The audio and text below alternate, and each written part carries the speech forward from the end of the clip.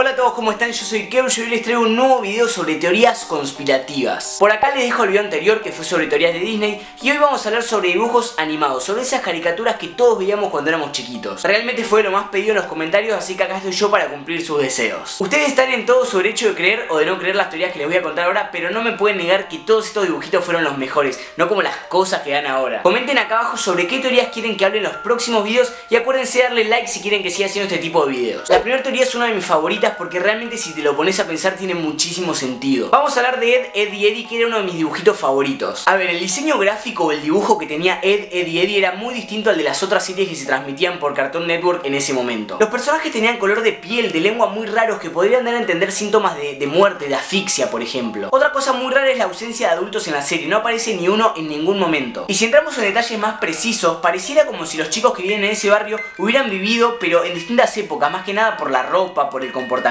Ahora igual está apareciendo una foto en pantalla para que entiendan un poco más a lo que me refiero. Todo esto nos lleva a pensar que son chicos que vivieron y murieron en el mismo barrio pero en distintas épocas. Y ahora estarían en una réplica del mismo barrio en el purgatorio, que es el lugar donde habitan las almas perdidas, tratando de entrar al cielo. Sin lugar a dudas, para mí es una de las mejores teorías y de las que mejor armadas están. Entre los comentarios del video anterior había uno que me decía que cuente la teoría que dice que el Dr. Doofenshmirtz es el padre de Phineas y de Candace. Pero después de investigar un poco me di cuenta que hay muchísimas cosas que no cierran en lo absoluto. Entonces me puse a buscar a ver qué había pasado con el padre de ellos dos, porque en la serie nunca lo mencionan. Algunos dicen que murió, pero yo creo que si fuera así habría fotos de él por toda la casa. Entonces encontré una teoría que creo que es la más creíble de todas. En un capítulo que muchos de ustedes deben recordar se puede ver cómo Candace es muy fan de un dibujo animado que se llama Pato Momo. Pero realmente es muy raro que un adolescente sea fan de algo así, porque es como si yo fuera, no sé, fan de Barney, o sea, no. La teoría sostiene que los papás de Phineas y de Candace tuvieron una relación muy conflictiva y después de que nació Phineas se separaron. De todas formas, mientras esos conflictos de pareja duraron, afectaron de manera muy negativa en la niñez de Candace. Los sentimientos de soledad y tristeza hicieron que ella se aleje de la realidad y busque apegarse a algo. Ella buscaba a alguien, una figura, un sostén, y ahí es donde aparece Pato Momo en la historia. Un personaje colorido, cálido, alegre, que la va a proteger de todo eso. Hay un capítulo donde ella va a una convención disfrazada de Pato Momo y canta una canción donde cuenta todo lo que siente. Es más, la primera estrofa de la canción es: mi infancia en el mundo fue muy rara. Por donde lo vean todo cierra. La tercera teoría que les voy a contar es sobre los padrinos mágicos. Todos más o menos sabemos de qué va la historia. Timmy tiene unos padres que no le dan bola, tiene una niñera que le hace la vida imposible, tiene un profesor que está re loquito. Entonces por arte de magia aparecen los padrinos mágicos para hacerle su vida más feliz y más fácil. Yo en parte lamento y disfruto de arruinarles la infancia, de arruinarles esta ilusión,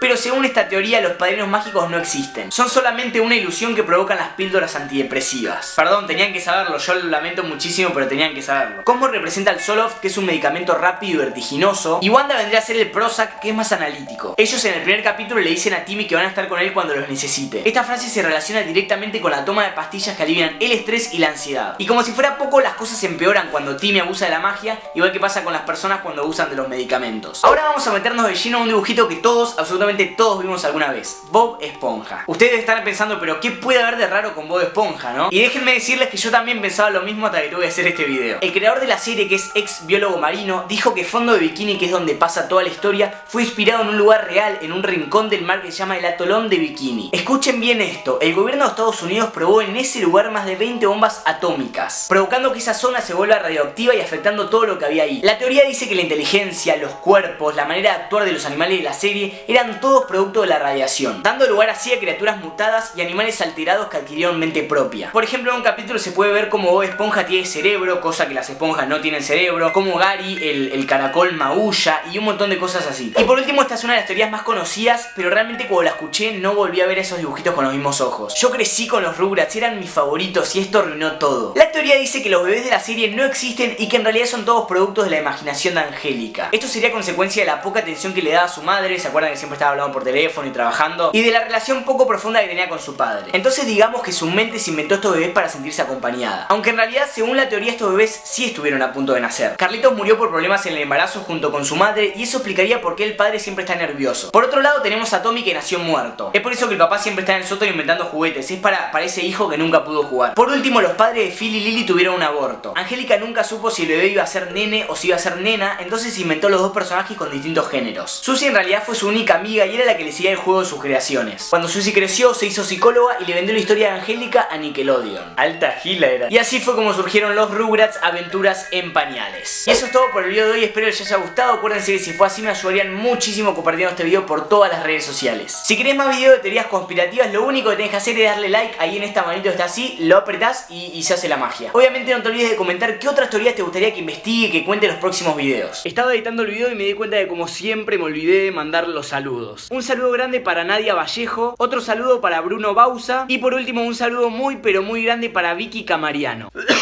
Si quieren que les mande un saludo en el próximo video, lo único que tienen que hacer es seguirme en Twitter, que es @kevyo9, y darle retweet y like al tweet que está fijado en mi perfil que tiene el link del video. Como ya saben, tengo muchas redes sociales para que ustedes puedan seguirme, como la página de Facebook, que ya sé que ya casi nadie usa Facebook, pero yo lo sigo usando. Twitter, que es donde más lo puedo leer. En Instagram también estoy, donde subo fotos sensuales. Ponele. También hay un grupo de Facebook que se llama Kevyo Argentina Oficial KO, que ahí pueden unirse, estoy yo, y hay miles, pero miles de seguidores donde pueden hacerse amigos, conocerse, está muy bueno. Absolutamente todo, pero todos los links que necesitan están acá abajo en la cajita de la descripción. Y creo que eso es todo, hasta el próximo video.